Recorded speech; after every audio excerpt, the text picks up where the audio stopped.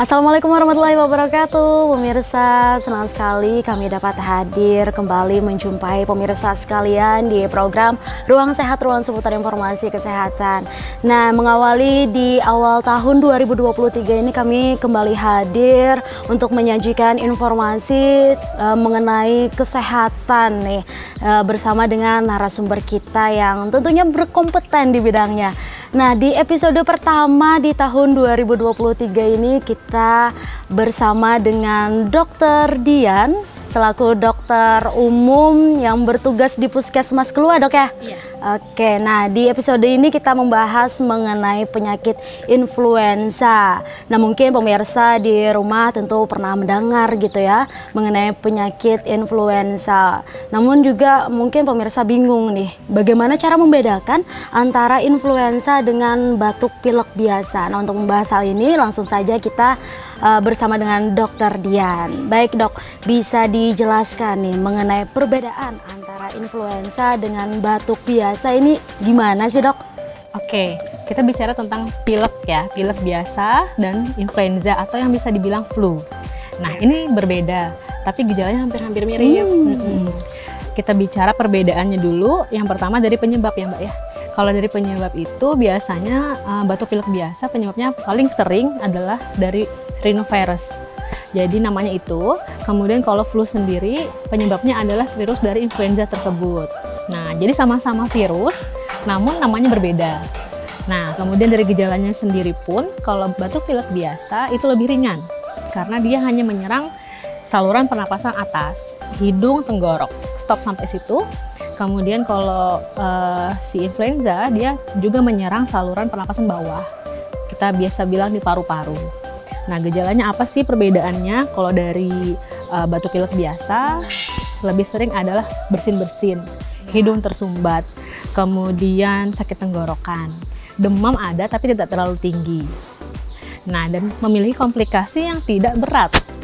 Tapi ketika influenza tersebut karena sudah menyerang saluran pernapasan bawah, gejalanya sakit kepala berat, demam yang tinggi, biasanya sih lebih dari 38 derajat dan berlangsung sampai 3 hari pertama. Nah, kemudian ada nyeri otot yang membuat pasien merasa tidak nyaman, kesakitan kan. Terus beberapa juga ada kasus yang menyerang saluran pencernaan, mual muntah, nyeri perut hebat. Dan komplikasinya pun lebih parah daripada si batuk pilek biasa tadi, seperti itu. Berarti bisa dikatakan lebih berbahaya influenza begitu Dok ya? Oh gitu. Ketika tidak ditangani dengan baik. Oke. Lalu kalau berbicara nih mengenai COVID kan sama nih ya gejalanya, batuk, pilek. Terus cara membedakannya gimana ini Dok? Membedakan saat pasien datang ya. Dari COVID sendiri memang sama, dia paling sering menyerang saluran pernapasan dan sama-sama bisa sampai ke saluran pernapasan bawah, sampai ke paru-paru tadi. Tapi bedanya adalah dari masa inkubasi. Masa inkubasi COVID biasanya, masa inkubasi itu dari pertama terpapar virus sampai menimbulkan gejala. Nah, kalau COVID itu 5-6 hari. Sedangkan kalau influenza ini 2-3 hari. Jadi 2-3 hari setelah terpapar virus, gejalanya udah muncul. Kemudian yang bedanya lagi, terkomplikasinya. COVID ini kita dengar kan banyak yang kritis. Nah, jadi kasus-kasus kritis oleh COVID itu lebih banyak angkanya dibanding dengan dari influenza tersebut. Nah, tapi ada persamaannya nih Mbak. Persamaannya dari cara penularan. Sama-sama bisa dari udara, kemudian dari droplet itu percikan air liur, kemudian bisa dari kontak langsung maupun tidak langsung. Yang langsung misalnya Mbak Sherly batuk pilek, tangannya nggak pakai sarung tangan, tiba-tiba salaman sama saya, itu kan langsung. Yang tidak langsung biasanya habis batuk pilek, tangannya nggak pakai sarung tangan, memegang ganggang pintu nih, nah kan kumannya nempel. Tiba-tiba ada pasien lain atau orang lain yang megang ganggang pintu juga, itu namanya tidak langsung, bisa juga dari sana. Tapi pada intinya sih COVID masa kritisnya atau komplikasi kritisnya lebih banyak daripada influenza, seperti itu. Tapi kalau resiko komplikasinya gimana nih Dok antara dua penyakit atau 3 penyakit tadi yang termasuk batuk, pilek segala macam? Risiko terpaparnya sih banyak. Pertama dari umur, dari status kesehatan. Kalau COVID sendiri masa kritisnya itu atau komplikasi yang mengakibatkan kritis lebih banyak pada usia lanjut dan pasien-pasien yang memiliki gejala penyakit yang terlebih dahulu. Misalnya dia punya asma kah, darah tinggi kah, jantung kah, gitu. Kalau influenza tersebut dia umurnya hampir rata dari anak-anak, wanita hamil, dan orang tua yang memang udah sakit juga. Bisa menyerang semua gitu ya? Bisa, tergantung daya tahan tubuh masing-masing. Daya tahan tubuh ternyata mempengaruhi juga dok ya? Nah dari penelitian itu dari WHO sih laporannya untuk orang dewasa terkena influenza itu 2-3 kali per tahun. Karena kita kan tropis, musiman. Terus kalau anak-anak malah 6-7 kali.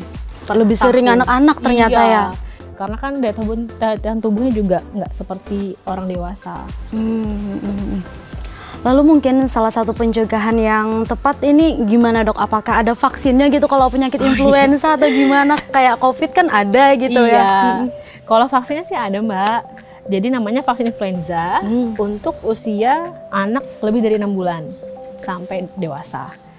Terus cara penyuntikannya sih kita bisa diulang per tahun. Nah, jadi untuk memberi perlindungan kepada pasien tersebut. Jadi setiap tahun sekali boleh diulang. Sampai umur batasan ada? Nggak ada sih. Nggak ada ya? Terutamakan sih pada anak-anak dan lansia lebih dari 65 tahun. Karena resikonya tinggi kan. Ketika tidak bagus daya tahan tubuhnya, komplikasi yang berat akan menimpa si lansia tersebut. Untuk mendapatkan itu vaksinnya sendiri gimana dok? Vaksin influenza ya, sementara itu bukan program pemerintah. Jadi maksud saya bukan imunisasi wajib yang diwajibkan oleh pemerintah dan Ikatan Dokter Anak Indonesia. Jadi beberapa sih terdapat di rumah sakit atau klinik yang menyediakan atau di praktek dokter anak. Karena di puskesmas belum ada untuk khusus influenza tersebut.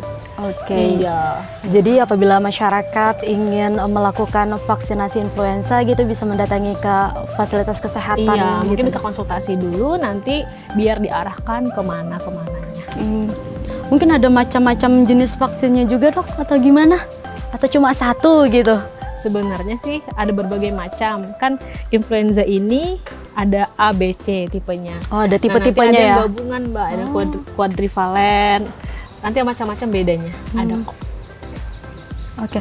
Lalu vaksin ini memang harus secara berkala diulang setiap tahunnya gitu. Kalau misalkan terlewat gitu gimana dok? Jadi kalau dari WHO sendiri, mereka penelitiannya orang yang mendapatkan vaksin influenza ini 70-90%-nya terlindungi dari si virus influenza tersebut. Nah itu efektif untuk 1 tahun. Ketika sudah mau habis masanya, ya efektivitasnya berkurang dong. Nah jadi kita harus di booster tiap tahun seperti itu. Tapi apakah ada penjamin gitu kalau misalkan kita melakukan vaksin influenza tidak terkena lagi atau gimana? Sebenarnya sih vaksin kan hanya untuk melindungi. Tadi saya bilang 70-90%, berarti kan masih ada 10% kemungkinan lah ya terkena, kembali ke daya tahan tubuh masing-masing.